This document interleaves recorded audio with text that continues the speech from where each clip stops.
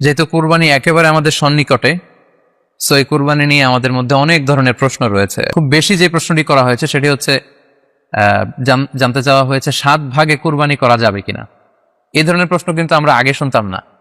Recently কিছু কিছু স্কলারদের আলোচনা বা এতে করে লোকজন হয়তো বিভ্রান্তিতে ভোগেন কিংবা একটা ধোঁয়াশা তৈরি হয়, ফলে এই প্রশ্নটি করা হচ্ছে। আমরা আবহমান কাল থেকে আমাদের প্রিয় মাতৃভূমি বাংলাদেশে হয়তো ছাগল কুরবানি দিয়েছি অথবা গরু কুরবানি দিয়েছি সর্বোচ্চ 7 ভাগে। সো এটা আমাদের সবার কাছে জানা ছিল, এ নিয়ে আগে সংশয় ছিল না। ইদানিংকালে অনেকের মধ্যে এই বিষয়ে সংশয় জেগেছে। কেউ কেউ বলে থাকেন যে ভাগে যদি কুরবানি দেওয়া হয় 7 জনে মিলে, গরুতে বা মহিষে বা উটে, এই ভাগে কুরবানি হবে না, এটা অনেকে বলে থাকেন। এই কথাটি আসলে ঠিক নয়। আপনি যদি ভাগে কুরবানি দিতে চান এটি জায়েজ আছে, এবং একটি উটে বা মহিষে বা গরুতে আপনি সর্বোচ্চ 7টি ভাগে কুরবানি দিতে পারবেন ইনশাআল্লাহ। এ ব্যাপারে সহিহ মুসলিমের একটি হাদিসকে আমরা এখানে উল্লেখ করতে চাই। সাইয়েদনা জাবের রাদিয়াল্লাহু তাআলা আনহু থেকে বর্ণিত, তিনি বলেন, ক্বালা হাজাজনা মা রাসূলিল্লাহি সাল্লাল্লাহু আলাইহি ওয়াসাল্লাম, আমরা আল্লাহর রাসূল সাল্লাল্লাহু আলাইহি ওয়াসাল্লামের সাথে হজ করেছি। ফানাহারনাল বাঈরা আন সাবআ, সেখানে আমরা উট কুরবানি দিয়েছি 7 জনের পক্ষ থেকে। ওয়াল বাকারাতা আন সাবআ, আর আমরা সেখানে গরু কুরবানি দিয়েছি 7 জনের পক্ষ থেকে। খুব সুস্পষ্ট, একটি উটে ওনারা 7 জন অংশগ্রহণ করতেন, একটি গরুতে 7 জন অংশগ্রহণ করতেন। তো এই হাদিসের আলোকে অনেকে বলে থাকেন যে এটি হজের সময়, সফরের সময়, কিন্তু মুকিম অবস্থায় 7 ভাগে দেয়া যায় না। আসলে এই কথাটিও ঠিক নয়, কারণ সুনানে আবু দাউদের আরেকটি হাদিসে এসেছে যেখানে আল্লাহ রাসূল সাল্লাল্লাহু আলাইহি ওয়াসাল্লাম সুস্পষ্ট বলেছেন, সেখানে হজ বা কোনো সফরের উল্লেখ নেই। সেটা হচ্ছে জেনারেল স্টেটমেন্ট, অর্থাৎ আল বাকারাতু আন সাবআ, গরুতে সর্বোচ্চ 7 অংশ দিয়ে কুরবানি দেয়া যায়। ওয়াল জাযুরু আন সাবআ, আর উটের ক্ষেত্রেও সর্বোচ্চ 7 অংশ দিয়ে কুরবানি দেয়া যায়। তো এই হাদিস, দ্বিতীয় যে হাদিসটি উল্লেখ করলাম, এটা হচ্ছে জেনারেল স্টেটমেন্ট। সেখানে সফর মুকিম কোনো কথা বলা হয়নি। ইন জেনারেলি বলা হয়েছে যে উটে 7 ভাগ দেয়া যায়, গরুতে 7 ভাগ দেয়া যায়। সো আমরা যারা ভাগে কুরবানি দিচ্ছি 7 জন মিলে একটি গরু, আপনারা নিঃসন্দেহে সানন্দ চিত্তে নিশ্চিন্তে কুরবানি দিতে পারেন। সহিহ হাদিসের আলোকে এটি সাব্যস্ত, এতে কোনো সমস্যা নেই ইনশাল্লাহ। তবে ভাগে কুরবানিতে কিংবা যৌথ কুরবানিতে কয়েকটি বিষয় আমাদেরকে খেয়াল রাখতে হবে। নাম্বার 1 হচ্ছে নিয়ত। আপনাদের ইন্টেনশনটা ক্লিয়ার হতে হবে। প্রত্যেকেরই যাতে একই ইন্টেনশন থাকে, সবারই যাতে ইন্টেনশন থাকে যে শুধুমাত্র আল্লাহ তাআলার সন্তুষ্টির জন্য আমরা এই কুরবানি দিচ্ছি। এখানে কয়েকজনের যদি ইন্টেনশন থাকে যে আল্লাহর সন্তুষ্টি, অন্যজনের যদি নিয়তে ঝামেলা থাকে, তাহলে কিন্তু কুরবানিটা প্রশ্নবিদ্ধ হয়ে যাচ্ছে। কারণ ইন্নামাল আমালু বিন্নিয়াত, ইয়ানি ইন্নামা সাওয়াবুল আমালি বিন্নিয়াত, সমস্ত কাজের প্রতিদান দেয়া হবে আপনার ইন্টেনশন বা নিয়তের উপর ভিত্তি করে। সো এজন্য যারা খুব বেশি মুখলেস, খুব বেশি মুত্তাকি, তারা অনেক সময় যৌথ কুরবানি দিতে চান না।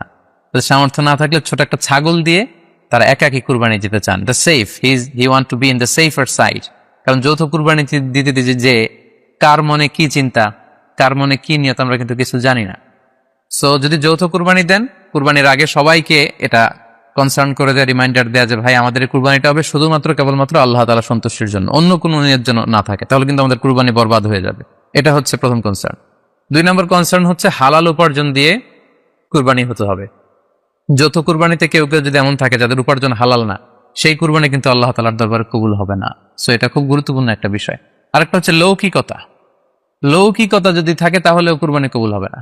যৌথ কুরবানিতে কারো যদি এটা থাকে যে আমার গরুটা সবচেয়ে বড়, আমাদের গরুটা এলাকার সবচেয়ে বড় গরু, এবং সবাইকে বলে বেড়াচ্ছে যে এইবারের গরুটা সবচেয়ে বড় হয়েছে, আমার চেয়ে বড় গরু কেউ দিতে পারে না এই এলাকায়। তো এই জাতীয় যদি লৌকিকতা প্রবণতা কারোর মধ্যে থাকে, তাহলেও কিন্তু তার কুরবানি কবুল হবে না। সো যৌথ কুরবানি যদি আপনারা দিতে চান, এই বিষয়গুলো আমাদেরকে খেয়াল রাখতে হবে। আরো একটি প্রশ্ন খুব বেশি আমাদের কাছে জানতে চাওয়া হয়েছে, সেটা হচ্ছে কুরবানির সাথে আকিকা দেয়া যাবে কিনা। খুব বেশি আলোচনা হচ্ছে এই প্রসঙ্গটা যে কুরবানির সাথে আকিকা দিয়ে দেয়া যাবে কিনা। এক্ষেত্রে আমরা উত্তরে বলবো যে কুরবানি এবং আকিকা আপনাদের খেয়াল রাখতে হবে যে ভিন্ন দুটি ইবাদত। প্রথম কথা হচ্ছে ইবাদত ভিন্ন দুটি ইবাদত। কারণ কুরবানি এটা বছরের একটা নির্ধারিত সময়, জিলহজের 10 তারিখে, এবং তারপরে আরো 2 দিন বা 3 দিন, এই সময়গুলোতে আপনি কুরবানি করতে পারবেন। তাহলে এটা হজের মৌসুমে জিলহজ মাসে করতে হয় কুরবানি। কিন্তু আকিকা কিন্তু এরকম না। আকিকাটা যে কোনো মাসে হতে পারে। আকিকাটা হচ্ছে নবজাতক সন্তানের ভূমিষ্ঠ হওয়ার পরে শুকরিয়া স্বরূপ আল্লাহর কাছে যে কুরবানিটা করতে হয়, সেটাকে আমরা বলি আকিকা। হাদিসে এসেছে আকিকা। তো সেটা হচ্ছে সন্তান কখন ভূমিষ্ঠ হলো সেটার উপর নির্ভর করে। কারো সন্তান রমাদানে হতে পারে, কারো সন্তান জিলহজ মাসেও হতে পারে, শাওয়ালে হতে পারে, রজাবে হতে পারে। আকিকা হচ্ছে বাচ্চা যেদিন জন্মগ্রহণ করবে, সন্তান ভূমিষ্ঠ হওয়ার 7 দিন পরে। তাহলে ভিন্ন দুইটা ইবাদত, দুই সময়ের ইবাদত। নাম্বার 2, আকিকার ক্ষেত্রে আল্লাহ রাসূল সাল্লাল্লাহু আলাইহি ওয়াসাল্লাম বলেছে আনিল গুলামি শাতান ওয়া আনিল জারিয়াতি শাত, অর্থাৎ ছেলে হলে 2টি ছাগল দিয়ে আকিকা করো, এবং যদি মেয়ে হয় তাহলে 1টি ছাগল দিয়ে আকিকা করো।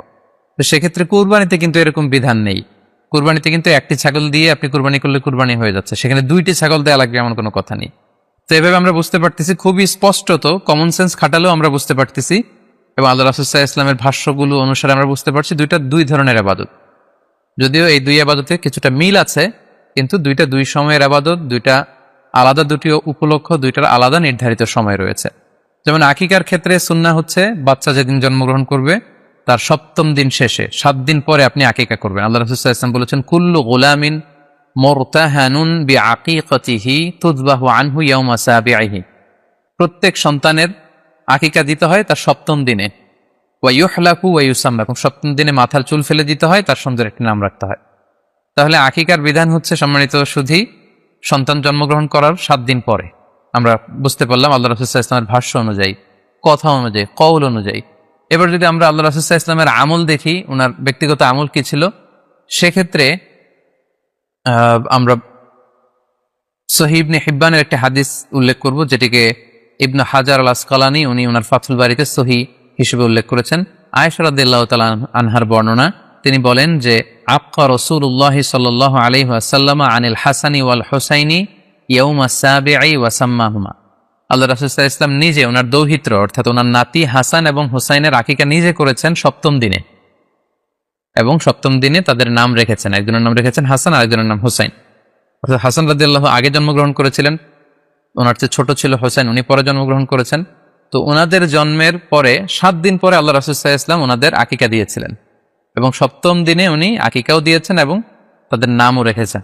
তাহলে আল্লাহ রাসূল সাল্লাল্লাহু আলাইহি ওয়াসাল্লামের কওলি হাদিস, ওনার ভাষ্য মতে আমরা জানলাম উনি বলেছেন 7ম দিনে আকিকা দিতে হয়, এবং ওনার ব্যক্তিগত আমল থেকে আমরা জানতে পারলাম যে উনি ওনার 2 নাতির আকিকা দিয়েছেন 7ম দিনে এবং নাম রেখেছেন।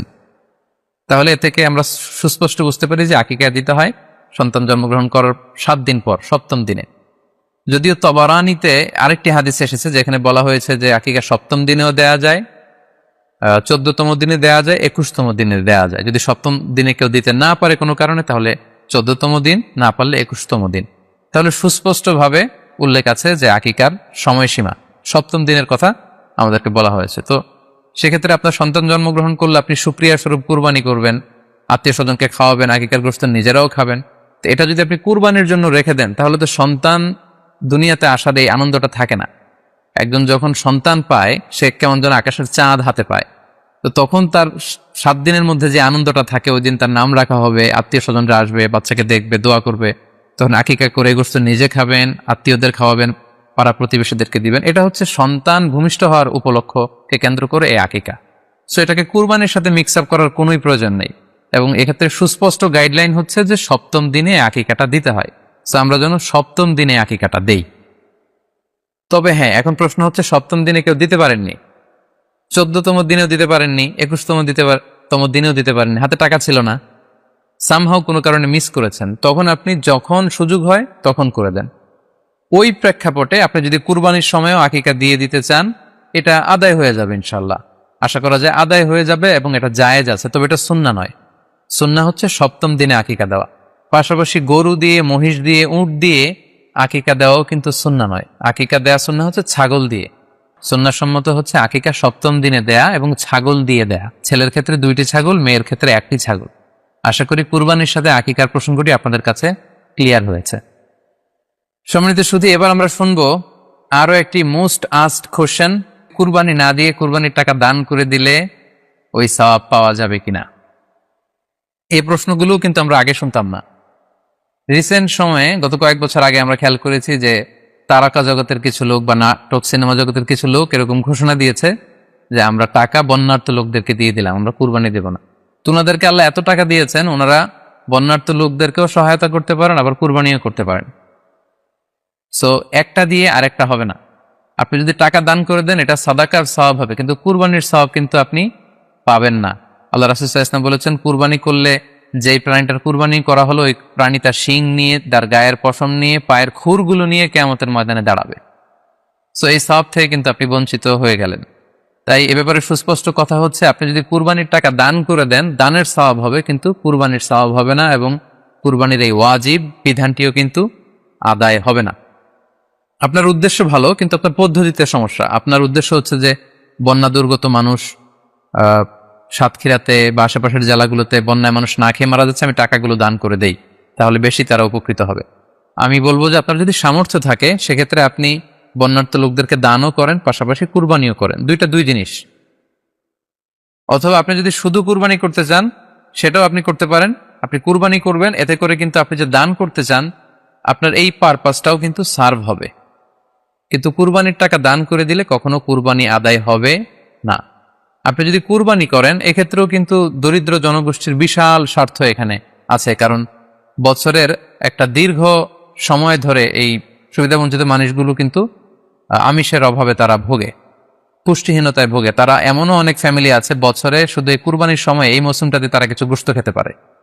সো তাদের মধ্যে আপনি কুরবানি করে এই গোশত বিতরণ করতে পারেন। সো এই কোভিড-19 পিরিয়ডে আমাদের উচিত বেশি বেশি কুরবানি করা, কুরবানি করে এই অভুক্ত মানুষদের ঘরে ঘরে কুরবানির গোশত পৌঁছে দেয়া।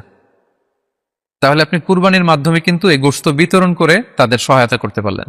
পাশাপাশি যারা খামারি আছে, আপনি কুরবানি করলে এই তাই খামারিদের এই ব্যবসা প্রসেসেও কিন্তু আপনি অংশগ্রহণ করলেন।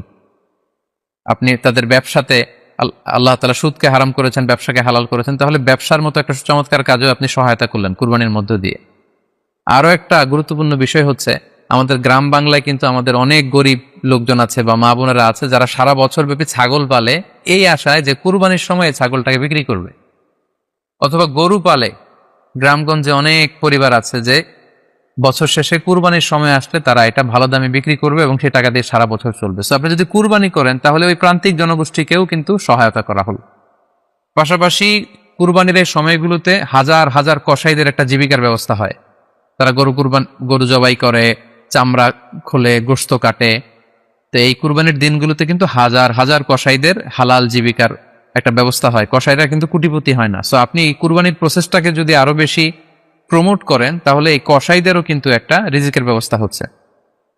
আরো ইন্টারেস্টিংলি, কুরবানির যে চামড়া, পশুর যে চামড়া, এই চামড়াগুলো কিন্তু ইয়াতিমের হক, গরিবদের হক।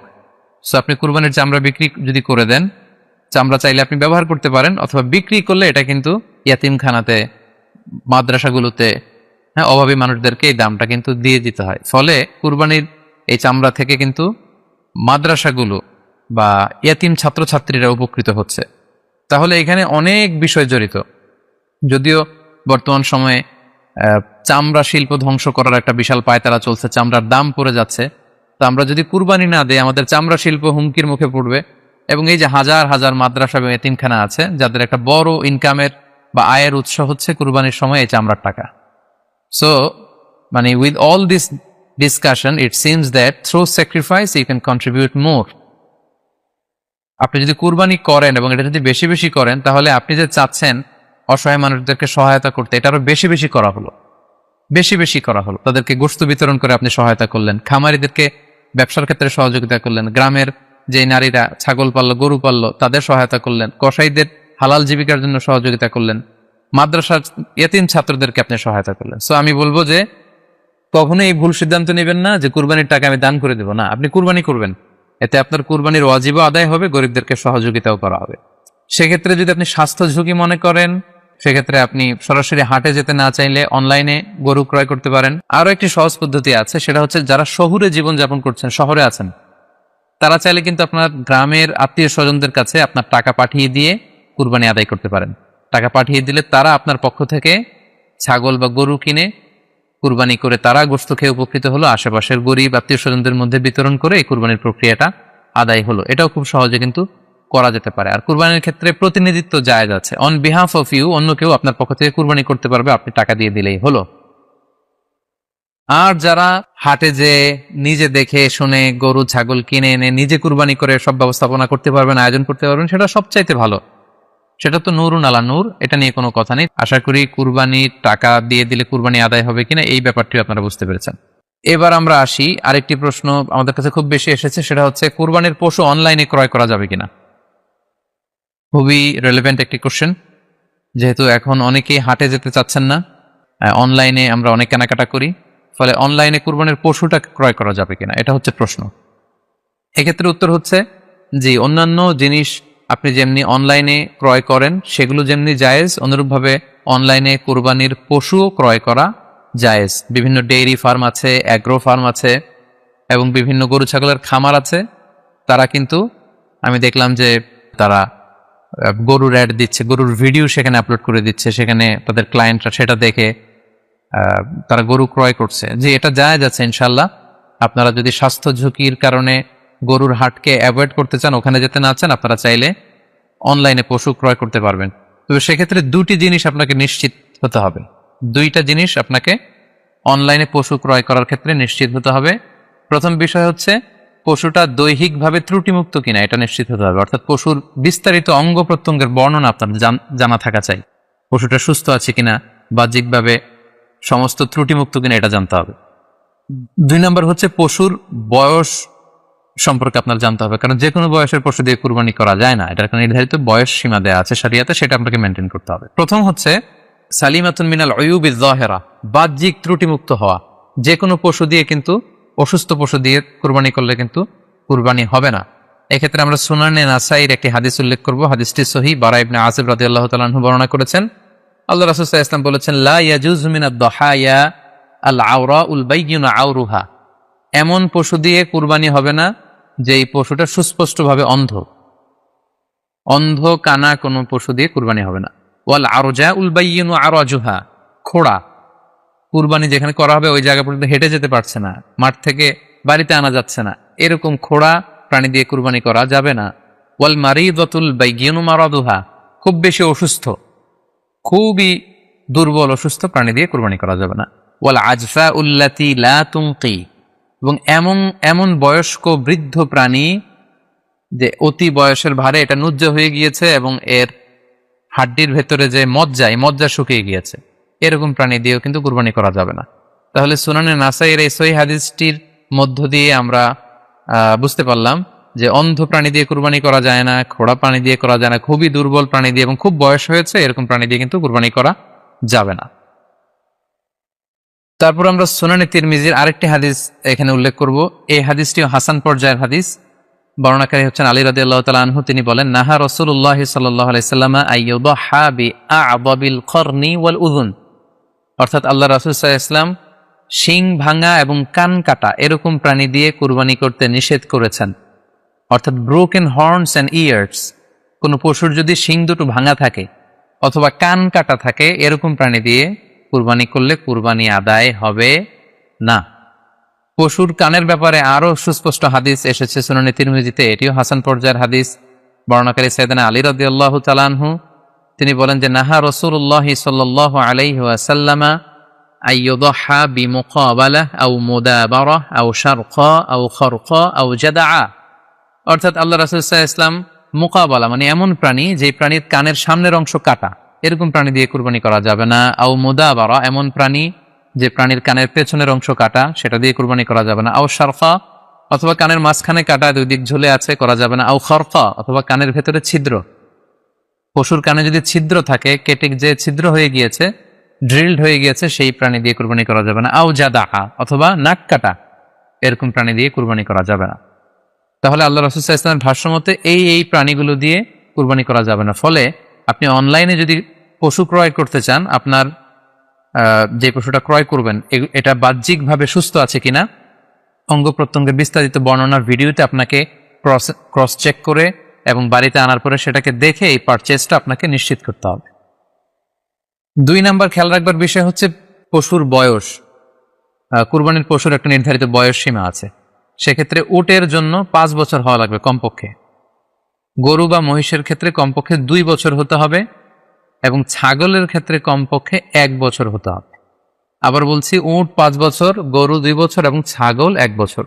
তবে মেষ বা ভেড়া, দুম্বা এগুলো যদি 6 মাসের হয়, দেখতে যদি মোটা ছোটা হয় 1 বছরের মতো মনে হয়, তাহলে সেগুলো দিয়েও কুরবানি করা যাবে। সেক্ষেত্রে পশুর যে দাঁত আছে, নিচের পাটের যে পশুর দাঁত, এই দাঁতগুলোর পাশে 2টা ধারালো দাঁত থাকে, এগুলো উঠেছে কিনা এগুলো দেখে দেখে আপনারা পশুর বয়সকে নির্ণয় করতে পারবেন। তাহলে অনলাইনে ক্রয়ের ক্ষেত্রে আমাদের উত্তর হচ্ছে যে অনলাইনে আপনি পশু ক্রয় করতে পারবেন। সেক্ষেত্রে আপনাকে 2টি বিষয় খুব খেয়াল রাখতে হবে। এক হচ্ছে পশুর অঙ্গ প্রত্যঙ্গ ঠিক আছে কিনা, বাহ্যিকভাবে সব ধরনের ত্রুটিমুক্ত কিনা। 2 নম্বর হচ্ছে পশুর বয়স। এই 2টি জিনিস যদি আপনি এনশিওর করেন, আপনি অনলাইনে পশু ক্রয় করে সেটা দিয়ে কুরবানি করলে কুরবানি হয়ে যাবে ইনশাল্লাহ, কোনো সমস্যা নেই। আরো একটি প্রশ্ন আমাদের কাছে খুব বেশি এসেছে, সেটা হচ্ছে কুরবানি কি পুরো পরিবারের পক্ষ থেকে একজন দিতে হবে নাকি সামর্থ্যবান প্রত্যেকের দিতে হবে? আই রিপিট, আমি আবার বলছি, প্রশ্নটি হচ্ছে যে অনেকে এই প্রশ্নটি করেছেন যে পুরো পরিবার থেকে একজন দিলে হয়ে যায় নাকি সামর্থ্যবান প্রত্যেকের দিতে হয়। সম্মানিত দিনী ভাই এবং বোনেরা, এটি একটি মতবিরোধপূর্ণ মাসআলা, অর্থাৎ এই মাসআলার ক্ষেত্রে স্কলারদের মধ্যে মতভেদ পাওয়া যায়। এক্ষেত্রে 2টি মতামত। একদল স্কলার বলেছেন যে এটা পরিবারের পক্ষ থেকে একজন দিলে আদায় হয়ে যাবে। অপর মতামত হচ্ছে যে না, সামর্থ্যবান প্রত্যেকেই দিতে হবে। আমরা 2টি মতামত নিয়ে আলোচনা করি। প্রথম মত হচ্ছে যে এক পরিবারের পক্ষ থেকে একজনই যথেষ্ট। এই মতামতটিও দলিলের দিক থেকে বেশ শক্তিশালী। সেক্ষেত্রে আমরা মেহনাফ ইবনে সুলাইম রাদিয়াল্লাহু তাআলা আনহুর বর্ণিত একটি হাদিস সুনানে আবু দাউদে এসেছে। হাদিসটি হাসান পর্যায়ের হাদিস। তিনি বলছেন, ও নাহনু উকুফুন মা রাসূলিল্লাহ বিআরাফাতিন, আমরা রাসূল সাল্লাল্লাহু আলাইহি ওয়াসাল্লামের সাথে 9 জিলহজ আরাফার ময়দানে ছিলাম। ক্বালা, তখন আল্লাহ রাসূল সাল্লাল্লাহু আলাইহি ওয়াসাল্লাম আমাদেরকে বলেছেন, ইয়া আইয়ুহান নাস, হে মানব সকল, ইন্না আলা কুল্লি আহলি বাইতিন ফি কুল্লি আমিন উদহিয়া, অর্থাৎ প্রত্যেকটি, আল্লাহ রাসূল সাল্লাল্লাহু আলাইহি ওয়াসাল্লাম বলেছেন, প্রত্যেকটি ফ্যামিলির জন্য প্রতি বছর একটি কুরবানি ওয়াজিব হয়। আমি আবার বলছি, প্রত্যেক ফ্যামিলির জন্য প্রতি বছর কুরবানি দিতে হয় কয়টি? একটি। তাহলে কুরবানি পরিবারের পক্ষ থেকে একটি দিলেই আদায় হয়ে যাবে। সুনানি তিরমিজির আরো একটি হাদিস আমরা এখানে উল্লেখ করতে পারি। এই হাদিসটিও সহিহ। সাইয়েদনা আতা ইবনে ইয়াসার রাদিয়াল্লাহু তাআলা আনহু, উনি আবু আইয়ুব আল আনসারী রাদিয়াল্লাহু তাআলা আনহুকে জিজ্ঞেস করেছিলেন যে কাইফা কানাতিল উদহিয়া ফি আহদি রাসূলিল্লাহ, হে আল্লাহর নবীর সাহাবী, আল্লাহ রাসূল সাল্লাল্লাহু আলাইহি ওয়াসাল্লামের জামানাতে কুরবানি কেমন হতো, কিভাবে তারা কুরবানি দিতেন? তো আবু আইয়ুব আল আনসারী রাদিয়াল্লাহু তাআলা আনহু বলেছেন, কানা রাজুলু ইউদহি বিশাতি আনহু ওয়া আন আহলিহি, আল্লাহ রাসূল সাল্লাল্লাহু আলাইহি ওয়াসাল্লামের সময়কালে লোকজন একটি ছাগল কুরবানি দিত তার পক্ষ থেকে এবং তার ফ্যামিলির পক্ষ থেকে। আনহু ওয়া আন আহলিহি, তার নিজের পক্ষ থেকে এবং ফ্যামিলির পক্ষ থেকে। অর্থাৎ এই হাদিসগুলোর আলোকে বোঝা যায় যে পুরো পরিবারের পক্ষ থেকে একজন কুরবানি দিয়ে দিলেই আদায় হয়ে যাবে। স্বামীও চাকরি করেন, স্ত্রীও চাকরি করেন, স্বামীরও টাকা আছে, স্ত্রীর টাকা আছে, দুইজনের আলাদা করে দিতে হবে না। স্বামী যদি একটা ছাগল কুরবানি দিয়ে দেয়, তাহলে স্ত্রীর পক্ষ থেকে, পুরো ফ্যামিলির পক্ষ থেকে কুরবানি আদায় হয়ে যাবে। এই হাদিসগুলোর আলোকে বোঝা গেল। দ্বিতীয় আরেকটি মত আছে, সেই মতটি হচ্ছে প্রত্যেক সামর্থ্যবানের উপর ওয়াজিব। এটি ইমাম আবু হানিফার মত এবং আমাদের বাংলাদেশে এটিরই প্রচলন হয়ে এসেছে।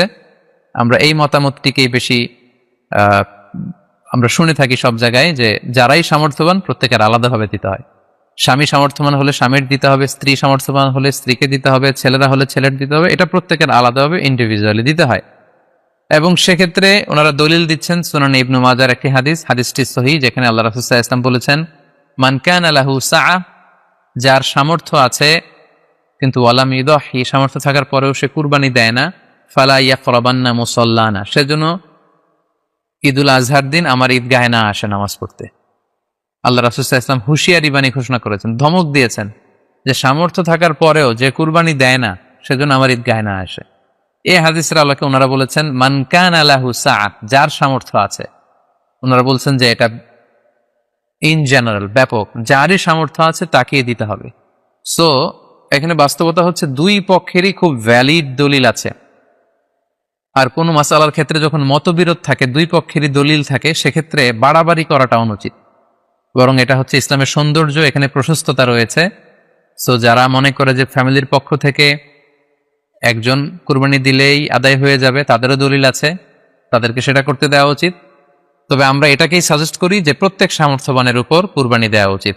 এতে করে যিনি কুরবানি দিবেন উনি সওয়াব পেয়ে উপকৃত হলেন, আবার উনি কুরবানি দেওয়ার কারণে গোশত বিতরণ করলেন, ফলে গরিবরা উপকৃত হলো। সো সামর্থ্যবান প্রত্যেকেরই উচিত বেশি বেশি কুরবানি দেয়া। আশা করি এই মাসালাটাও আপনারা বুঝতে পেরেছেন। এ পর্যায়ে আমরা অল্প কয়েকটি রিমাইন্ডার আপনাদের সাথে শেয়ার করে আজকের আলোচনাটুকু আমরা এখানেই জবনিকা টানবো, এখানে আমরা আলোচনাটি শেষ করবো ইনশাআল্লাহ।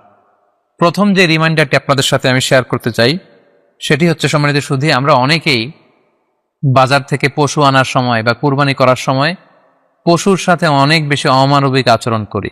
এতে করে কিন্তু আপনার কুরবানিটা, পুরো কুরবানির প্রক্রিয়াটাই প্রশ্নবিদ্ধ হয়ে যেতে পারে। তাই আজকের লাইভের মধ্য দিয়ে যারাই আপনারা যুক্ত হয়েছেন, আমি সবাইকে বলছি আমরা যাতে পশুর সাথে মানবিক আচরণ করি, কুরবানির পশুর সাথে এমন কোনো আচরণ যাতে না করি যাতে ওর কষ্ট না হয়, আমরা যেন এটা খেয়াল রাখি। বিশেষ করে জবাই করার আগে পশুকে ভালোভাবে রশি দিয়ে বেঁধে নেয়া এবং ছুরিটা, যেই ছুরি দিয়ে জবাই করা হবে সেটা খুব ধারালো থাকা। আল্লাহ রাসূল সাল্লাল্লাহু আলাইহি ওয়াসাল্লাম কিন্তু এই দিক নির্দেশনা আমাদেরকে দিয়েছেন। সুবহানাল্লাহ। ইসলাম যে কতটা চেক অ্যান্ড ব্যালেন্স, কতটা ভারসাম্যপূর্ণ জীবন বিধান। আল্লাহ রাসূল সাল্লাল্লাহু আলাইহি ওয়াসাল্লাম সহিহ মুসলিমের বর্ণনায় তিনি বলছেন, ইযা যাবাহতুম ফাআহসিনু যিবহা, তোমরা যখন জবাই করবে সেখানেও তোমরা ইহসান করো। কেননা আল্লাহ তাআলা সব জায়গায় ইহসানকে অবধারিত করেছেন। আমরা জীবনে যাই করব না কেন সেটা ইহসানের সাথে করতে হবে। তো পশুটাকে কিন্তু আমি জবাই করব, স্লটার করব, আল্লাহ রাসূল সাল্লাল্লাহু আলাইহি ওয়াসাল্লাম বললেন যখন স্লটার করবে, জবাই করবে, তখনও সেটার প্রতি ইহসান করে তোমরা জবাই করো। ওয়া ইযা যাবাহতুম ফাআহসিনু যিবহা, সেক্ষেত্রেও তোমরা সফট হার্টেড হও, সেটাকে ইহসানের সাথে জবাই করো। কিভাবে ইহসানের সাথে জবাই করবে? ওয়ালিউহিদ্দা আহাদুকুম শাফরাতাহু ওয়ালিউরিহ যাবিহাতাহু, তোমরা তোমাদের ছুরিটা খুব বেশি করে ধারালো করে নাও, যাতে করে খুব স্মুথলি স্লটারিংটা হয়ে যায়, খুব স্মুথলি কুরবানিটা তাড়াতাড়ি হয়ে যায়, যাতে প্রাণীটার কষ্ট না হয়। আমরা প্রায়ই আমাদের ব্যাখেয়ালে বা অবহেলাবশত কুরবানির পশু ট্রাক থেকে নামানো, হাট থেকে নিয়ে আসা, এমনভাবে আমরা কুরবানির পশুর সাথে ট্রিট করি, এতে করে কিন্তু অনেক অমানবিক আচরণ আমাদের দ্বারা প্রকাশ পেয়ে যায়। সো আমরা যদিও এটাকে জবাই করব, আমরা যেন ইহসানের সাথে জবাই করি, এই বিষয়টা যেন আমরা খেয়াল রাখি। এটা হচ্ছে প্রথম রিমাইন্ডার। দ্বিতীয় রিমাইন্ডার হচ্ছে, আমাদের দেশে প্রায় এটা ঘটে, জবাই করার পরে অনেক কসাইরা তাড়াতাড়ি এই পশুটার দেহ থেকে প্রাণ বের হয়ে যাওয়ার জন্য ছোট ছুরি দিয়ে জবাই করা প্রাণীটার গলার মধ্যে খোঁচা মারতে থাকে, গলায় বারবার খোঁচা মারতে থাকে। এটা কিন্তু ঠিক না। স্পাইনাল কর্ডে যদি আপনি জবাই করার পরে বারবার খোঁচা মারেন, তাহলে কিন্তু এই প্রাণীটার অপমৃত্যু হতে পারে, অর্থাৎ এটা স্বাভাবিক কোনো মৃত্যু নয়। স্বাভাবিক মৃত্যু হচ্ছে জবাই করে দেয়া, এবং ইসলাম এটাকে আমাদের জন্য বৈধ করেছেন। আমরা জানি যে পাশ্চাত্যে গরুর মাথায় বুলেট মারা হয়, অথবা ইলেকট্রিক্যাল শক দিয়ে ওটাকে হত্যা করা হয়, অথবা ভারী কোনো লোহার হাতুড়ি দিয়ে গরুর মাথায় আঘাত করে সেটাকে মারা হয়। কিন্তু ইসলাম এগুলোকে নিষেধ করেছে।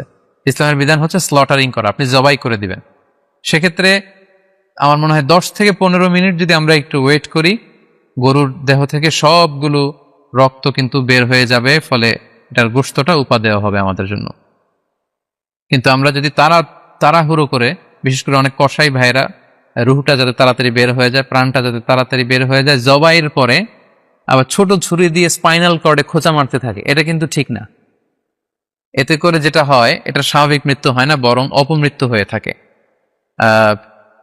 আমরা যখন কুরবানি করি তখন প্রাণীটার শ্বাসনালী এবং কণ্ঠনালী কেটে যায়, এবং তারপরে রক্তনালী, যেটাকে ইংরেজিতে বলে জুগুলার ভেইন, এই জুগুলার ভেইনটা যখন কেটে যায় তখন কিন্তু প্রাণীটা আর ব্যথা পায় না। গবেষণায় দেখা গিয়েছে যে যদিও আমরা দেখি যে প্রাণীটা খুব ছটফট করে, লাফালাফি করে, কিন্তু আসলে সে ব্যথা পায় না। জুগুলার ভেইন যখন কেটে ফেলে তখন ব্রেইন তাকে স্পাইনাল কর্ডের মাধ্যমে হার্টের সিগন্যাল দেয় আরো বেশি পাম্প করার জন্য, আরো বেশি রক্ত পাঠানোর জন্য। ফলে দেহের সবগুলো রক্ত গলার ওই কাটা জায়গা দিয়ে কিন্তু বের হয়ে যায়। তো ওই মুহূর্তে আপনি যখন ছোট ছুরি নিয়ে এটার স্পাইনাল কর্ডে খোঁচাখুচি করতে শুরু করেন, তখন কিন্তু এটার অপমৃত্যু ঘটে, এটা স্ট্রোক হতে পারে, এটা হার্ট অ্যাটাক করে মারা যেতে পারে। তাহলে সেটা কিন্তু স্বাভাবিকভাবে জবাইয়ের মধ্যে দিয়ে মৃত্যুবরণ করলো না, বরং হার্ট অ্যাটাক করে বা স্ট্রোক করে সেটা মারা গেল। তখন কিন্তু আপনার কুরবানিটা প্রশ্নবিদ্ধ হয়ে যেতে পারে। তো এই জন্য আমি সকলের কাছে অনুরোধ করব, আপনারা তাড়াহুড়ো না করে 10 থেকে 15 মিনিট একটু ওয়েট করেন জবাইয়ের পরে, এটাকে স্বাভাবিকভাবে, ন্যাচারালি, প্রাকৃতিকভাবে এটা রুহটা বের হতে দিন। তা না হলে আমাদের কুরবানি কিন্তু প্রশ্নবিদ্ধ হয়ে যেতে পারে। 3 নম্বর রিমাইন্ডার হচ্ছে, আমাদের বাংলাদেশের অনেক জেলায় আমরা হিন্দু মুসলমান একসাথে থাকি। আমার কাছে নিউজ এসেছে যে অনেক জায়গায় অনেকে হিন্দুদের মন্দিরের সামনে কুরবানির গরু জবাই করে। এটা ঠিক না, কারণ আমরা জানি যে ওরা এই গরুর পূজা করে থাকে। সো আমরা এমন কিছু করব না যেটা ওদেরকে খুব বেশি কষ্ট দিবে। সো অনেকে শুনেছি যে উস্কানিমূলক ভাবে তারা একটু দেখিয়ে দিতে চায় বা তাদের উপর প্রতিশোধ নিতে চায়, এরকম করে অনেক সময় হিন্দুদের বিভিন্ন গ্রামে মন্দিরের সামনে এই কুরবানির ব্যবস্থাপনা করা হয়। আমি বলবো যে আমরা এটা যাতে না করি। আমরা হিন্দুদের যে উপাসনালয় আছে, আমাদের হিন্দু ভাইদের উপাসনালয়গুলোকে স্কিপ করে এমন জায়গায় কুরবানি করব যাতে করে তাদের এই দৃশ্য দেখা না লাগে এবং তাদের ইবাদতগাহের সামনেও যাতে আমাদের এরকম পরিস্থিতি তৈরি করতে না হয়। আমরা যাতে সাম্প্রদায়িক সম্প্রীতি আমাদের ইবাদতের মধ্য দিয়ে বজায় রাখতে পারি এবং কোনো ধরনের উস্কানিমূলক কর্মকাণ্ডে যেন আমরা কখনোই যুক্ত না হই। 4 নাম্বার এবং সবচাইতে গুরুত্বপূর্ণ পয়েন্ট হচ্ছে, জি খেয়াল করে শুনুন, আপনাকে বলছি 4 নাম্বার পয়েন্ট হচ্ছে যে জবাইয়ের স্থান এবং বর্জ্য কুরবানির পরে এটাকে নিজ দায়িত্বে পরিচ্ছন্ন করুন। আই রিপিট, আমি আবার বলছি, যেখানে আপনি কুরবানি করলেন সেটাকে এবং এই যে বর্জ্য ময়লা এটা নিজ দায়িত্বে আপনি ক্লিন করুন। সিটি কর্পোরেশনের ভাইয়েরা সরকারি তত্ত্বাবধানে সারা বাংলাদেশের এই সব বর্জ্য আসলে পরিষ্কার করা সম্ভব না। জরিপে এসেছে যে 50 লক্ষ গরু জবাই করা হয় প্রত্যেকটা কুরবানির ঈদে। তো সেক্ষেত্রে আমাদেরকে দায়িত্বশীল হতে হবে। কুল্লুকুম রাঈন ওয়া কুল্লুকুম মাসউলুন আন রাইয়াতিহি। আল্লাহ রাসূল সাল্লাল্লাহু আলাইহি ওয়াসাল্লাম বলেছেন, তোমরা প্রত্যেকে দায়িত্বশীল আর তোমাদের প্রত্যেকের দায়িত্বের ব্যাপারে কিয়ামতের ময়দানে আল্লাহ তাআলা কিন্তু তোমাদেরকে জিজ্ঞেস করবে। তাই আমরা যেন নিজ দায়িত্বে এই কুরবানির করার স্থান এবং বর্জ্য যেন পরিষ্কার করি। ব্লিচিং পাউডার দিয়ে বেশি করে পানি মেরে আমরা যেন পরিষ্কার পরিচ্ছন্ন রাখি, কারণ আত-তুহুরু শাতরুল ঈমান, পরিষ্কার পরিচ্ছন্নতা এটা হচ্ছে ঈমানের অঙ্গ।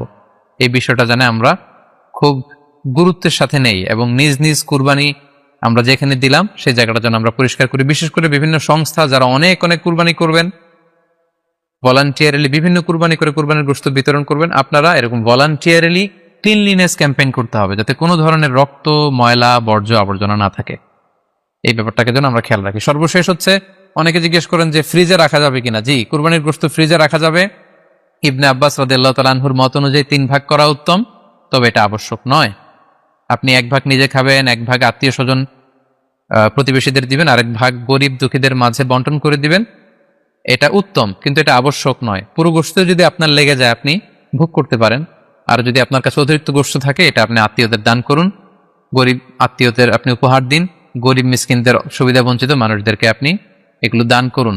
কারণ সূরাতুল হজ্জের 28 নম্বর আয়াতে আল্লাহ তাআলা বলেছেন, ফাকুলু মিনহা ওয়া আত'ইমুল বাঈসাল ফাকির। তোমরা কুরবানির এই গোশত নিজেরাও খাও এবং অভাবী লোকদেরকে দাও।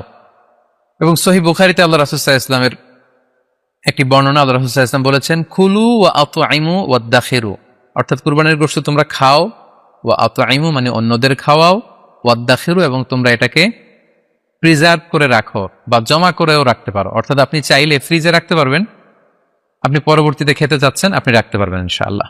সো উত্তম হচ্ছে 3 ভাগ করে 1 ভাগ নিজে খাওয়া, 1 ভাগ আত্মীয় স্বজনদের, প্রতিবেশীদের দেয়া এবং 1 ভাগ অভাবী, সুবিধা বঞ্চিত, গরিব মিসকিনদের মাঝে বন্টন করে দেয়া। এবং অবশ্যই অবশ্যই যাদের সামর্থ্য আছে আপনারা বেশি বেশি কুরবানি করুন এবং এই কুরবানির মধ্য দিয়ে আমরা অনেক অনেক প্রান্তিক জনগোষ্ঠী, সুবিধা বঞ্চিত মানুষ, তাদের কাছে আমাদের সহায়তাগুলো পৌঁছে দিতে পারবো। কুরবানির প্রসঙ্গটা আসলেই আমাদের স্মৃতির মানসপটে আমাদের ইব্রাহিম আলাইহিস সালাম এবং ইসমাঈল আলাইহিস সালামের যে কুরবানি, ওনাদের যে আত্মত্যাগ, এই দৃশ্যপটটি কিন্তু আমাদের চোখের সামনে ভেসে ওঠে। আমরা জানি যে ইব্রাহিম আলাইহিস সালাম আল্লাহ তাআলা সন্তুষ্টির জন্য স্বীয় পুত্র ইসমাঈল আলাইহিস সালামকে কুরবানি করতে চেয়েছিলেন এবং সেই প্রসঙ্গ থেকেই কিন্তু আমরা প্রতি বছর জিলহজের 10 তারিখে কুরবানি করে থাকি। এবং এই দৃশ্যটি আল্লাহ তাআলার কাছে এতই ভালো লেগেছিল, এই আত্মত্যাগের দৃশ্যকে আল্লাহ তাআলা স্মরণীয় করে রাখবার জন্য কিয়ামত পর্যন্ত সব বিশ্বাসীদের জন্য এই জিলহজের একই টাইমে, জিলহজের 10 তারিখে কুরবানি করাটাকে আল্লাহ তাআলা আমাদের উপর অবধারিত করে দিয়েছেন। এই বিষয়টি সূরাতুস সাফফাতের 105 নম্বর আয়াতে আল্লাহ তাআলা এভাবে ইরশাদ করছেন, ফালাম্মা বালাগা মাআহু সা'য়া ক্বালা ইয়া বুনাইয়া ইন্নী আরা ফিল মানামি আন্নী আযবাহুক ফানজুর মাযা তারা। অর্থাৎ ইসমাঈল আলাইহিস সালাম যখন একটু বড় হলেন, বাবার সাথে হাঁটতে পারেন, দৌড়াদৌড়ি করতে পারেন, ঠিক তখন ইব্রাহিম আলাইহিস সালাম স্বপ্নে দেখলেন যে তিনি ইসমাঈল আলাইহিস সালামকে কুরবানি করছেন এবং স্বপ্ন দেখেই তিনি সরাসরি ছেলের সাথে কনসালটেশনে গেলেন, পরামর্শ করলেন যে বাবা, আমি তো স্বপ্নে দেখেছি যে আমি তোমাকে কুরবানি করছি, ফানজুর মাযা তারা, what do you think about it, what's your opinion about it, তোমার মতামত কি সেটা তুমি আমাকে বলো। তখন সাইয়েদনা ইসমাঈল আলাইহিস সালাম অত্যন্ত সাহসিকতার সাথে বলিষ্ঠ একটি জবাব দিয়েছিলেন, সেটাও আল্লাহ তাআলা কোরআনে সরাসরি কোট করেছেন। তিনি বলেছিলেন, ক্বালা ইয়া আবাতি ফাআল মা তু'মার সাতাজিদুনি ইনশাআল্লাহু মিনাস সাবিরিন। অর্থাৎ হে আমার সম্মানিত পিতা, আপনি যেমনটি স্বপ্নে দেখেছেন, আল্লাহ তাআলা আপনাকে যেমন আদেশ করেছে আপনি ঠিক তেমনটিই করুন। আপনি ভয় পাবেন না, ইনশাআল্লাহ আপনি আমাকে ধৈর্যশীলদের অন্তর্ভুক্ত পাবেন। একটু কি কল্পনা করা যায় যে সাইয়েদনা ইসমাঈল আলাইহিস সালাম ছোট্ট শিশু, তিনি যখন শুনলেন যে বাবা তাকে কুরবানি করবে, জবাই করবে, তার প্রত্যুত্তরে তিনি বলেছিলেন, বাবা আমি ভয় পাচ্ছি না, আমি আপনাকে নিয়ে চিন্তিত, আপনি ভয় পাবেন না, বরং আপনি যা আদিষ্ট হয়েছেন আপনি তাই করেন। কারণ নবীরা যখন স্বপ্নে কিছু দেখে সেটা সাধারণ মানুষের মতো স্বপ্ন নয়, সেটা ওহী, সেটা আল্লাহর পক্ষ থেকে আদেশ। তো আপনি আমাকে ধৈর্যশীল পাবেন, আপনি ভয় পাবেন না। সাইয়েদনা ইব্রাহিম আলাইহিস সালাম ইসমাঈল আলাইহিস সালামকে কুরবানি করতে শুরু করলেন, জবাই করতে শুরু করলেন। আল্লাহ তাআলার কাছে এই দৃশ্যটি এত ভালো লাগলো, আল্লাহ তাআলা সাইয়েদনা জিবরাইল আলাইহিস সালামকে দিয়ে জান্নাত থেকে একটি বকরি বা মেষ পাঠিয়ে দিলেন। সাইয়েদনা ইসমাঈল আলাইহিস সালামকে ছুরির নিচ থেকে সরিয়ে ফেলা হলো, আর সেখানে ইসমাঈল আলাইহিস সালামের পরিবর্তে একটি জান্নাত থেকে আনা বকরি বা ছাগলকে সেখানে কুরবানি করা হলো। আল্লাহ তাআলা বললেন, কদ সাদ্দাকতা রুইয়া, ইব্রাহিম তুমি তো তোমার স্বপ্নকে সত্যায়ন করেছো, বাস্তবে রূপান্তরিত করেছো, তুমি তো এই কঠিন পরীক্ষায় সফলতার সাথে উত্তীর্ণ হয়েছ। সাইয়েদনা ইব্রাহিম আলাইহিস সালাম পরীক্ষায় উত্তীর্ণ হলেন এবং বাপ বেটার এই দৃশ্যায়নটি আল্লাহ তাআলার কাছে এত ভালো লেগেছে, আরশের উপর থেকে আল্লাহ তাআলা এত পছন্দ করেছেন ওনাদের স্যাক্রিফাইসকে, কুরবানিকে, কিয়ামত পর্যন্ত আমরাও যাতে কুরবানি করি আল্লাহ তাআলা আমাদের জন্য এটাকে অবধারিত করে দিয়েছেন। সম্মানিত শুধু এখানে আমাদের জন্য সবচেয়ে বড় যে শিক্ষণীয় বিষয় সেটি হচ্ছে সাইয়েদনা ইব্রাহিম আলাইহিস সালামের ঔরসে যখন ইসমাঈল আলাইহিস সালাম আসে তখন তাফসীর এসেছে ইব্রাহিম আলাইহিস সালামের বয়স ছিল 86 বছর। Could you imagine that? 86 বছর বয়সে যখন একটা সন্তান আল্লাহ তাআলা ওনাকে দান করলেন, আল্লাহ তাআলা বললেন যে সেই সন্তানকে তুমি জবাই করো। আমরা অনেক দম্পতির কথা জানি, তাদের সন্তান হয় না, 15 বছর, 20 বছর, 25 বছর পর অনেক সময় তাদের সন্তান হয়। সেই সন্তানটাকে তারা কত পছন্দ করে, সেই বাচ্চাটাকে তারা কত আদর করে। তো 86 বছর বয়সে আল্লাহ তাআলা ইসমাঈল আলাইহিস সালামকে দান করেছিলেন। এই আদরের সন্তানটাকে আল্লাহ তাআলা বলেন তুমি কুরবানি করো।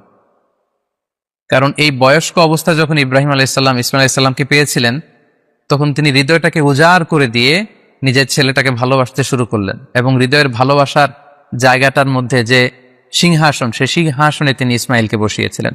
আল্লাহ তাআলা চেয়েছিলেন যে ইসমাঈলকে সেখান থেকে সরিয়ে ওই ভালোবাসার সিংহাসনের জায়গাটাতে তুমি যেন আল্লাহ তাআলাকে স্থান দাও, এবং সেই পরীক্ষাটাই তিনি বেসিক্যালি সাইয়েদনা ইব্রাহিম আলাইহিস সালামের কাছ থেকে করেছিলেন এবং সেই পরীক্ষায় সাইয়েদনা ইব্রাহিম আলাইহিস সালাম সফলতার সাথে উত্তীর্ণ হয়েছিলেন।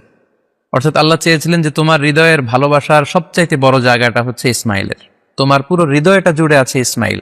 আমি চাই তুমি আমার সন্তুষ্টির জন্য এই ইসমাঈলকে বিলিয়ে দাও, এই ইসমাঈলকে কুরবানি করে দাও। সম্মানিত শুধু এই স্টোরিটা থেকে আমাদের জন্য শিক্ষা হচ্ছে যে সাইয়েদনা ইব্রাহিম আলাইহিস সালামের হৃদয়ের সবচাইতে পছন্দনীয় বিষয়টা ছিল ইসমাঈল। তিনি ইসমাঈল আলাইহিস সালামকে, নিজের ছেলেকে বেশি পছন্দ করতেন। ইব্রাহিম আলাইহিস সালামের হৃদয়ে যেমনি ইসমাঈল ছিল, আমাদের প্রত্যেকের হৃদয়ে কিন্তু এরকম এক একটা ইসমাঈল আছে, কল্পিত ইসমাঈল, রূপক ইসমাঈল। আমাদের কারো হৃদয়ের ইসমাঈল হচ্ছে আমাদের টাকা পয়সা, আমাদের কারো হৃদয়ের ইসমাঈল হচ্ছে আমার ব্যাংক ব্যালেন্স, আমাদের কারো হৃদয়ের ইসমাঈল হচ্ছে আমার দামি গাড়ি, আমাদের কারো হৃদয়ের ইসমাঈল হচ্ছে আমাদের যশ, খ্যাতি, আমাদের ক্ষমতা, প্রতিপত্তি, এগুলো। আল্লাহ তাআলা চান আমাদের প্রত্যেকের যার যার হৃদয়ের ইসমাঈল যেটা, সেটাকে আমরা আল্লাহ তাআলার সন্তুষ্টির জন্য উৎসর্গ করতে পারবো কিনা, আল্লাহ তাআলার খুশির জন্য, সেরেফ শুধুমাত্র আল্লাহ তাআলার জন্য আমার হৃদয়ের ইসমাঈলটাকে আমি স্যাক্রিফাইস করতে পারবো কিনা। এই শিক্ষাটা দেওয়ার জন্যই বেসিক্যালি আল্লাহ তাআলা এই কুরবানিকে আমাদের জন্য প্রেসক্রাইব করেছেন। আল্লাহ তাআলা চান যে আমাদের হৃদয়ের পুরো জায়গাটা জুড়ে যেন আল্লাহ তাআলার সন্তুষ্টি, আল্লাহ তাআলার ভালোবাসা, আল্লাহকে যে আমরা ফিল করি, আল্লাহকে যে আমরা ভয় পাই, সেই জায়গাটাতে যেন আমরা আল্লাহ তাআলাকে রাখতে পারি। এটাই মূলত আল্লাহ তাআলা আমাদের কাছ থেকে চান, এবং আমাদের জীবনের সব কাজগুলি হবে শুধুমাত্র কেবলমাত্র আল্লাহ তাআলার সন্তুষ্টির জন্য। এজন্য বিশ্বনবী সাল্লাল্লাহু আলাইহি ওয়াসাল্লামকে কিন্তু আল্লাহ রাব্বুল আলামিন শিখিয়ে দিয়েছেন যে কুল ইন্না সলাতি ওয়া নুসুকি ওয়া মাহইয়ায়া ওয়া মামাতি লিল্লাহি রাব্বিল আলামিন। হে নবী আপনি বলুন যে আমার নামাজ, আমার কুরবানি, আমার জীবন, আমার মরণ সবটাই তো আল্লাহর জন্য। তাই আমাদের হৃদয়ে যদি আমরা আল্লাহকে স্থান দিতে পারি, আমাদের সবকিছু, সাইয়েদনা ইব্রাহিম আলাইহিস সালাম যেমনি নিজের প্রিয় পুত্র সন্তানকে কুরবানি করেছিলেন, ঠিক তেমনি ভাবে আমাদের হৃদয়ের ইসমাঈলটাকেও যদি আমরা আল্লাহ সন্তুষ্টির জন্য স্যাক্রিফাইস করতে পারি, কুরবানি করতে পারি, তাহলেই কিন্তু এই কুরবানির শিক্ষাটা আমাদের জন্য বাস্তবায়িত হবে বা সফল হবে। এবং এই শিক্ষাটা দেওয়ার জন্য আল্লাহ তাআলা এই কুরবানির বিধানকে আমাদের জন্য জারি করেছেন, যে আমাদের হৃদয়ে শুধু আল্লাহ তাআলার ভয় থাকবে। এবং এই যে আমরা কুরবানি করবে, কুরবানির রক্ত, গোশত, চামড়া কোনোটাই কিন্তু আল্লাহ তাআলার কাছে পৌঁছে না, পৌঁছে হচ্ছে আমাদের হৃদয়ের ভয়, তাকওয়াটা আল্লাহ তাআলার কাছে পৌঁছে। সূরাতুল হজ্জের 37 নম্বর আয়াতে আল্লাহ বলছেন, লা ইয়ানালাল্লাহা লুহুমুহা ওয়ালা দিমাউহা ওয়ালাকি ইয়ানালুহুত তাকওয়া মিনকুম। এই কুরবানির রক্ত, কুরবানির গোশত এগুলো তো আল্লাহর কাছে পৌঁছে না, আল্লাহর কাছে পৌঁছে হচ্ছে তোমাদের তাকওয়া। আমরা কতটা ইখলাসের সাথে, কতটা আন্তরিকতার সাথে, কতটা আনুগত্যের সাথে আমাদের সম্পদ, আমাদের নিজেদেরকে আমরা আল্লাহর কাছে সোপর্দ করতে পেরেছি, আমরা কতটা আল্লাহর সমর্পিত বান্দা হতে পেরেছি, এটাই হচ্ছে এই কুরবানির শিক্ষা, যেটা সাইয়েদনা ইব্রাহিম আলাইহিস সালাম গোটা বিশ্ববাসীর জন্য নিদর্শন এই ঘটনার মধ্য দিয়ে কিন্তু আমাদের জন্য রেখে গিয়েছেন। তাই আমরা এই কুরবানির মধ্য দিয়ে এটা যেন ফিল করি যে আমাদের সবটুকুন আমরা আল্লাহর জন্য বিলিয়ে দিতে প্রস্তুত আছি। সমৃদ্ধি শুধু এই কুরবানির দিনে ইয়ামুন নাহারে বা 10 জিলহজে আমরা যে কুরবানি উদযাপন করবো, ঈদুল আজহা উদযাপন করব, এই দিনের সবচাইতে প্রিয় আমল হচ্ছে আল্লাহ তাআলার কাছে পশু জবাই করে, যেটা আমরা বলেছি ইব্রাহিম আলাইহিস সালামের সেই ঘটনার, সেই দৃশ্যায়নের পুনরাবৃত্তি আল্লাহ তাআলা সেটা দেখতে চান। আমরা পশু জবাই করে রক্ত প্রবাহিত করে দেয়, এটা আল্লাহ তাআলার কাছে খুবই পছন্দনীয়। সুনানে তিরমিজিতে এসেছে, আয়েশা রাদিয়াল্লাহু তাআলা আনহা থেকে বর্ণিত, তিনি বলেন, আন্না রাসূলুল্লাহ সাল্লাল্লাহু আলাইহি ওয়াসাল্লাম ক্বাল, আল্লাহ রাসূল সাল্লাল্লাহু আলাইহি ওয়াসাল্লাম বলেছেন, মা আমিলা আদামিয়ুন মিন আমালিন ইয়াউমান নাহার আহাব্বা ইলাল্লাহি মিন ইহরাকিদ দাম। অর্থাৎ ইয়াউমুন নাহারে 10 জিলহজে পশু কুরবানি দিয়ে সে পশুর রক্ত প্রবাহিত করে দেওয়ার চেয়ে শ্রেষ্ঠ কোনো আমল আল্লাহর কাছে হতে পারে না, এর চেয়ে কোনো প্রিয় আমল আল্লাহর কাছে নেই। তার মানে কুরবানির দিনে সবচাইতে প্রিয় আমল, আল্লাহর কাছে পছন্দনীয় আমল হচ্ছে কুরবানি করা। তাই আমাদের যাদের সাধ্য আছে আমরা যেন বেশি বেশি কুরবানি করি। সম্মানিত শুধু আমরা জানি যে এই কুরবানিকে আল্লাহ তাআলা আমাদের উপর আবশ্যক করেছেন। কুরবানির হুকুম সম্পর্কে যদি বলি তাহলে বলবো যে এটা ওয়াজিব হানাফি স্কুল অফ থট অনুযায়ী, কিন্তু অন্যান্য মাযহাবে এটাকে সুন্নাতে মুআক্কাদা বলা হয়েছে। মেজরিটি স্কলাররা, জুমহুরুল ফুকাহা, ইমাম শাফিঈ, আহমদ এবং ইমাম মালিকদের মতে, তাদের মতে এটা হচ্ছে সুন্নাতে মুআক্কাদা। কিন্তু হানাফি মাযহাবে এই কুরবানি করা হচ্ছে ওয়াজিব। যেহেতু আমরা আমাদের বাংলাদেশে বেশিরভাগই হচ্ছে হানাফি মাযহাবের অনুসারী, সো এটা কিন্তু আমাদের জন্য অবধারিত। যাদেরকে আল্লাহ তাআলা সম্পদ দিয়েছেন, টাকা পয়সার মালিক বানিয়েছেন, স্বাবলম্বী করেছেন, আমাদের প্রত্যেকের উপর কিন্তু এই কুরবানি করাটা ওয়াজিব।